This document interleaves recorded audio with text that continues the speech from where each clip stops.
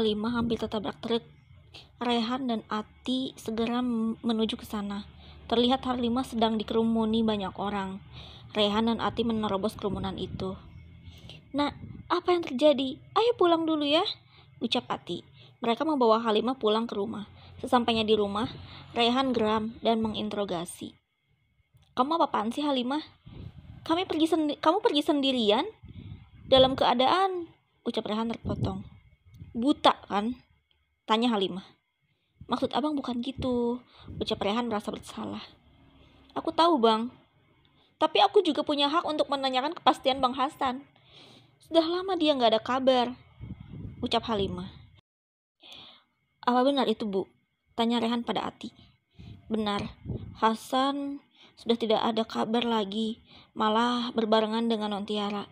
Padahal mereka berdua adalah orang yang paling peduli terhadap kita di sini," ucap Ati menyesal. "Memang janggal dan aneh. Aku harus datang ke sana," ucap Rehan. "Ibu sudah ke sana, tapi itu semua nihil," ucap Ati. "Kalau gitu nanti aku cari ke perusahaan Pak Prabu. Aku yakin Pak Prabu banyak tahu ke mana Hasan pergi," ucap Rehan. "Kamu gak cari Nontiara?" tanya Ati. "Buat apa? Aku gak banyak berharap sama dia," ucap Rehan.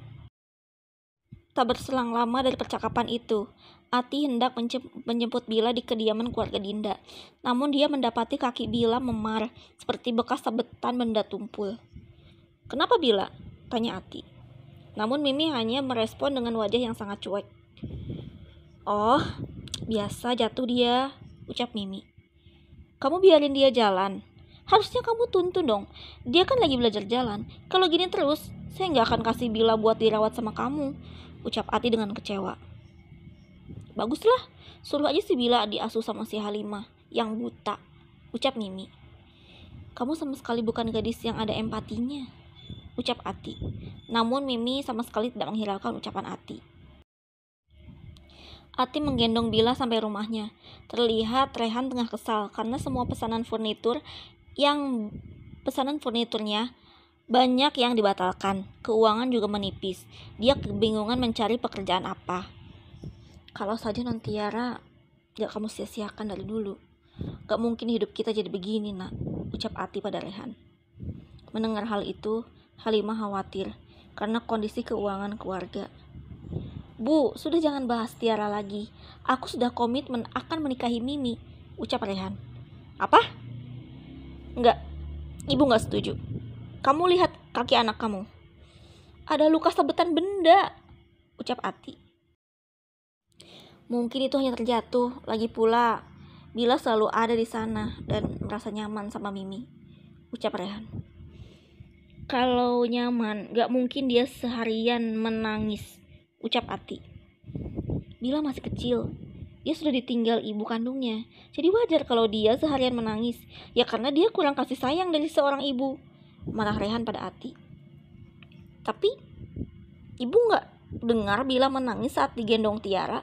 Asal kamu tahu ya, selama kamu belum sadar dari kecelakaan itu, Nontiara dengan sukarela merawat anakmu," ucap Ati.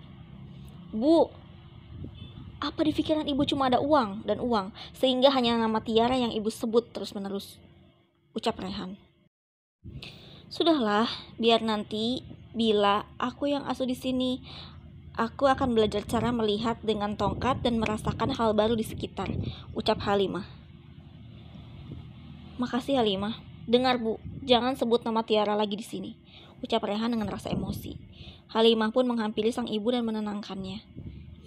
"Biar Bila sama aku aja Bu. Aku bisa kok walaupun aku buta. Aku akan mencoba meraba untuk membuat susu dan mengganti popoknya," ucap Halimah pada Ati. "Kalau begini ibu jadi tenang. Ibu jadi bisa jualan ikan lagi. Buat bantu perekonomian keluarga kita, Nak.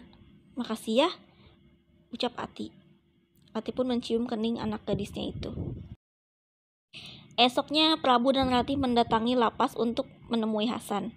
Hasan keluar ditemani sang sipir tahanan.